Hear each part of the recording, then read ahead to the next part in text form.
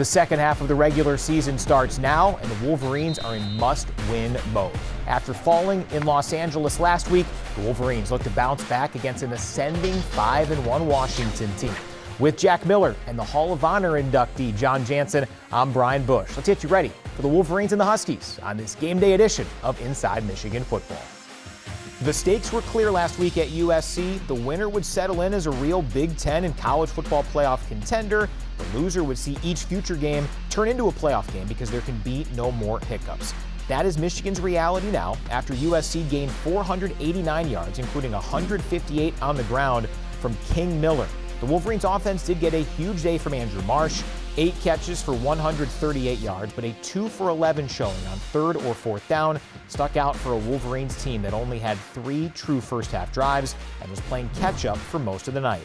The team has taken an onward approach, as head coach Sherrone Moore explains. The message is pretty simple. Like, the guys understand what happened. They understand it's a loss, and nobody's hurt more for a loss than the players and us, as coaches. So those guys they've been in here. They've been grinding, trying to get better. They're trying to fix all the problems and make sure it doesn't happen again. So the message really is simple. We got to go back to work. That's the reason I got the blue collar jacket on today. We got to go back to work right now. There's no pouting. There's no worrying about it. There's no making excuses for it. That's all we got to do, and that's all I know, and that's what we're going to do right now.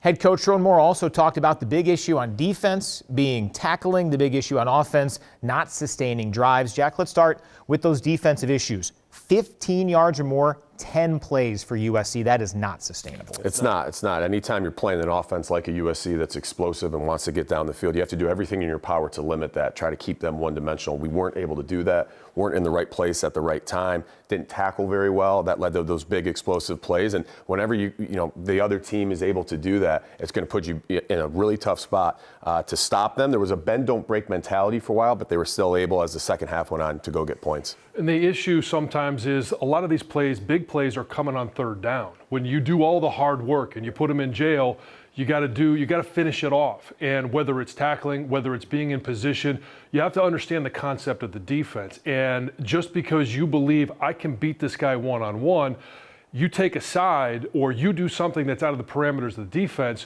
you expose something that the other 10 guys aren't anticipating. So it's really a matter of being disciplined in the play that's called and making sure that you do your 1/11th to make sure that they don't have that opportunity for those explosive plays. For some time, Michigan's calling card has been physicality. Then you have the issue tackling-wise. How do you go about fixing that quickly here, John? Well, the first thing is pursuit. You got to have all 11 guys to the ball, but when you're taking angles, you got to make sure that you are running to where they're going, not to where they're coming from. And it seems simple, but when things are going fast, sometimes that's one of the mistakes you can make. So it's about angles, and once you get there, it's about putting your head in the right place, forcing the guy back to your teammates, or even using the sideline as an extra defender and use that as that 12th guy. Yeah, in practice they do pursuit drill, and certain positions are taught to go to certain places on the field to take better angles. Or I think you go back to those things. It's halfway through the season. You don't really want to be full pads in practice and going at it, but that's how you learn how to tackle, is get back to those things, put up the pads, and figure out how to get it done. Being in the right position is really what the key is, right? Taking those right angles, being fundamental, being disciplined, like you talked about, John. As for the Michigan offense, a lot of youth. Last week at USC, leading receiver, a true freshman, leading rusher, a second-year player, and of course, the starting quarterback is a true freshman, Bryce Underwood, who has talked about his progression as a leader through his first 6 collegiate games. Being more vocal for my team, because now I'm the starting quarterback, of course. So I feel like that's what comes with being the starting quarterback, is being a vocal leader. Take every play to not for granted and just play every snap like it's your last, of course. And that's how I feel like I've grown from my senior year of high school into my freshman year of college. We're at the halfway point in the season. I had a chance to talk to Coach Chip Lindsey and hear how he assesses the offense through 6 weeks. I think we made some progress in certain areas. We've created explosive plays, which we've wanted to do, but I think for us, getting better in situational football, third downs, in the big games, that's something that we got to get better at and improve, and working really hard to do that. And get down there. We got, I think, one of the best kickers in the country. When we got to get down there and protect the ball and get points, and that showed up last week. So it's always a battle. You're continuing to, work through things each and every week. But two areas I think we really tried to emphasize this week, and need to do a great job in those areas to win Saturday. Let's talk about the offensive line. As a former offensive lineman, you can see out there that it's a little inconsistent. Some plays look great. Some plays, there's some MAs out there. What do you go back to in practice to try to get that consistency from the guys up front? Yeah, I think, we've had a different combination here the last few weeks with a couple injuries, but now we're getting everybody back healthy. So I feel better about that group. Getting back, some older veteran guys maybe back on the field with Gio and so forth. He made an appearance last week, and maybe Brady Norton this week. So I think those are things that you continue to work through.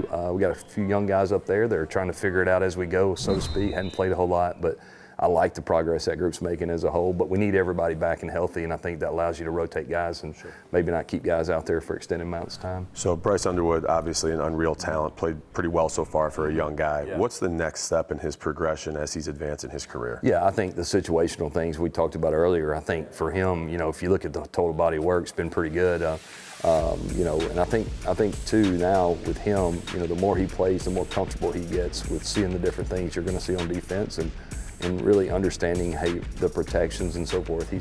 He's made a lot of progress in that area. So just want to see him continue to grow, and I think with experience you'll see that happen.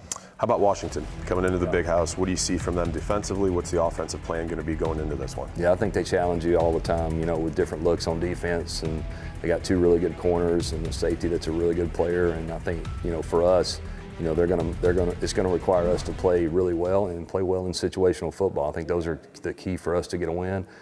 They give you a lot of different fronts up, up in the front with the D line. So we got to make sure our communication is really good. But put together a good week of practice and give ourselves a great opportunity and go let it fly and see what happens. Awesome. Good luck, Coach. Thank you. Appreciate it. All right. We heard from Chip Lindsey about Bryce Underwood so far. Jack Miller, what say you about Michigan's starting quarterback? I think he's playing pretty well for a freshman. I think that there are certainly some plays he'd like to have back, some throws, some situational type awareness things that he needs to work on in his game. But he's got pretty good command of the offense. At times, looked a little shaky starting that USC game. I think it was a big opportunity for him, and settled in as the game went on, made some mistakes. But for a young guy in control of an offense, a lot of new players out there, a new scheme, I think he's doing pretty well so far. I'd really like to see some quick things happen at the beginning of the game to make sure that there's not this feeling out process of, hey, a couple incompletions, and then all of a sudden, hey, there's a completion, and then he gets going. You could start off with a couple of quick throws here and there, some easy handoffs. That script that we always talk about to start the game, 10 or 15 plays, that's where I think he's done a really nice job, but I'd like to see this offense and Bryce start a little faster at the beginning of games. We all knew that Bryce Underwood would be a key conversation point ever since he signed with Michigan. Maybe not so much about another true freshman in Andrew Marsh, but he's turning into a star right in front of our eyes. He is. I mean, he had 9 targets at USC. 8 of them were touchdowns, or 8 of them were catches, and 1 of them went 69 yards for a touchdown. So we've been talking about him, coaches have been talking about him, and the last couple of games you see not just the natural ability, he's got that in spades. The ability to catch the ball and then do something after it. That's all natural, but you're starting to see him read defense. A lot of his routes are option routes, so he had to get up to speed on 2 high safeties, 0 coverage, all of these different things. He's getting more comfortable. The decisions are getting more consistent, and they're becoming easier, so he's able to play fast. We saw him in training camp, and he was a guy who stood out to me. The athletic ability that he has, it was evident watching him in practice. To your point, playing that slot position, now he had to figure out, there's more complexity in that slot than on the outside. Do I block this guy? Do I leave him and go to the next level? All those different things mentally that he's had to figure out. It's good to see his progression at the halfway point, looking really positive for Andrew Marsh. So people to build around, things positive to build around, but you got to finish drives. First half at USC, there was the false start and then the sack that forced a punt. Yeah. Second half, a big interception that really haunted Michigan, just Bryce's second of the season. How do they bounce back and finish drives here in this one? Yeah, obviously third down's been a problem. It was a problem in the Oklahoma game. It was a problem in the USC game. And that's what everyone's going to point to extend those drives out there. But really it's about being good on first and second down. This team is not built to be third and long and be able to convert a lot. They have to stay ahead of the chains. Whatever they're going to do, pass, run, doesn't matter. It's got to work on first and second down, so when they get to third down, they have a fighting chance to convert and keep that drive going. And there's been too many drops. The one drop, and I talked about Andrew Marsh already, He was 8 of 9, but that one drop was on the 1 yard line. You get down to the 1 yard line, Michigan's going to punch that ball in, and it changes the game. So we've seen it from all the different receivers, and some of that's location, some of it is maybe a little bit more touch on the ball, but it comes down to when the plays are there to be made, you've got to make them. And when it's most important, red zone and third down, that's where these players really need to step up. And whether it's protection or it's completing the process of, hey, getting that first down or putting the ball into the end zone. But that's just one of 3 phases. The third phase, special teams. I had a chance to talk to J.B. Brown about the impact that special teams is having on this season. Coach, whether it's Samaj Morgan in the punt return, Andrew Marsh in the kick return, do you feel you're close to breaking a big one? I do. I think we're fairly close to getting what we want. Our guys have been doing a great job of preparation all week. We're excited to see what happens. Dom Zavada hasn't necessarily found the consistency that we saw last year. How do you get him to that level that we're used to as Michigan fans? Yeah, the biggest thing is continue to work on his consistency, which he's done, and he's just only an inch or 2 off on the misses that he's had. But again, he's still the most accurate kicker in Michigan history at this point, so we want to keep him right there where he's at. What are some of the things you do to help both Hudson and Dom in a game to handle the mental, I've got to be ready at any single moment? No doubt. The mental part of the game is the hardest part for a specialist because there's so much hang time where we're not in, we're waiting, okay, we're going out, no, we're not. So again, we just try to replicate those in practice, and then we try to continue to work it throughout the week. Joe Taylor's impact on special teams, what's it been? He's a captain. I mean, he's been the guy that in coverage we lean on, in return we lean on, in every part of the game. He's one of our guys. Washington is coming in here, and we know a lot about what they do on offense and defense. Special teams can be a little bit hard for fans to pick up on. What are some of the things that concern you or that Washington does well? Yeah, they're big, they're physical, they're downhill. Chris and Greg do a great job over there of getting their guys, and they play a lot of starters that are on offense and defense. So it's going to be a great challenge for us. Can't wait to see our matchup. Now to this week's opponent, Washington 5-1, and true sophomore quarterback Damon Williams Jr. just had an all-time performance. His 538 total yards set a Washington single-game record in last Friday's win over Rutgers. Washington's top running back, the nation's leader in rushing touchdowns, that's Jonah Coleman. He has 11. And their top wide receiver, Denzel Boston, 2 of his 6 touchdown grabs on the season last week against the Scarlet Knights. He averages 15 yards a catch, 74 yards a game. Defensively, look out for number 12, Alex McLaughlin, a former FCS All-American who has a pair of interceptions this year, and number 48, Jacob Lane, who leads the team with 5.5 tackles for loss. Offensively, Washington has a ton of star power. We talked about Williams, Boston, Coleman. What stands out to you? Explosive. A dual threat quarterback back there who can hurt you with his legs and he can hurt you with his arm. He can throw deep to Boston, but if he gets outside the pocket, can extend plays, can make you pay as a defense if you're not paying attention, and has the ability when all else breaks down to go find ways to get first downs. A really, really talented offense. We're going to have our A-game ready defensively. We are, and he's a young quarterback. So this is up to Wink to be creative, to change things up in the secondary with coverages at the snap of the ball. You could be showing one thing in man and drop into a zone. You got to keep things fresh and not always have the same look. So you can confuse a young quarterback. As for the Huskies defensively, they're getting healthier here midway through the season. Only gave up 19 points to Rutgers, even though the Scarlet Knights almost had 500 yards. Some bend but don't break from that defense. Yeah, and I mean, it's a fast defense. This is a defense that Michigan should be able to run up against, and that's really going to come down to execution up front. And what I want to see from the guys up front is don't overthink things. Step, block.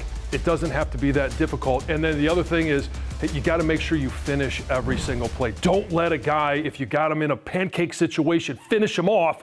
Don't let him out and allow him to make a play. The red zone, it's really going to come down to execution. You've got McCulley, who's a tall target. You got Marlon Klein, who's a tall target. You've got options to be able to get the ball over the top if that's what you want to do. Yeah, this Husky defense, fast, like you said, but we should be able to run the ball on them. Look to see if Jacob Manu plays. He's a great linebacker for them. They're trying to redshirt to figure out what games they want to get him in and what they don't want to do. If Justice Haynes is good to go, that's a huge component to being able to run the ball, establish our rhythm, stay ahead of first and second down, so third downs are in a good spot, extend drives, and go score.